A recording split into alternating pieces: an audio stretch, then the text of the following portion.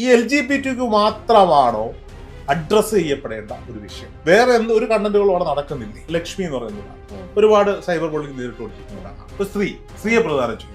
അതുകൊണ്ട് അവരെ ആരും കുറ്റം പറയാൻ പാടില്ല എന്ന് പറയുന്നത് പോലെയാണ് ഇപ്പൊ സംഭവിക്കുന്നത്. അവർ ലെസ്ബിയൻ കപ്പിൾസ് ആയതുകൊണ്ട് മാത്രം അവർ വിമർശനത്തിന് അതീതരല്ല. ബിഗ് ബോസിന്റെ ക്രിയേറ്റീവ് ടീം, എഡിറ്റിംഗ് ടീം ഇത് മാത്രം കട്ട് ചെയ്ത് പുറത്ത് വിട്ട് വിവാദങ്ങൾ ഉണ്ടാക്കി ചർച്ച ഉണ്ടാക്കുന്നത് പ്രോഗ്രാമിന്റെ ഹൈപ്പിന് വേണ്ടിയിട്ടാണ്. Ultra flop show. അവിടെ ഇവര് മാത്രമല്ലല്ലോ ഉള്ളത്. അവിടെ 16 പേര് മത്സരാർത്ഥികൾ പങ്കെടുക്കുന്നതിൽ 2-3 പേര് മാത്രമാണ് ആ ഒരു കമ്മ്യൂണിറ്റി എന്നുള്ളത്. ബാക്കിയുള്ള ആളുകൾ മെയിൽ കമ്മ്യൂണിറ്റി, ഫീമെയിൽ കമ്മ്യൂണിറ്റി, ഈ 3 കമ്മ്യൂണിറ്റി ഉള്ളവരോട് പങ്കെടുക്കുമ്പോൾ എന്ത് സന്ദേശം സാധാരണക്കാരൻ ആ ഷോ കൊടുക്കുന്നു? ഒരു ഷോ കണ്ടിട്ട് നമ്മൾ ഇൻഫ്ലുവൻസ്ഡ് ആവുന്നില്ല എന്ന് വിശ്വസിക്കുന്ന ഒരാളാണ്.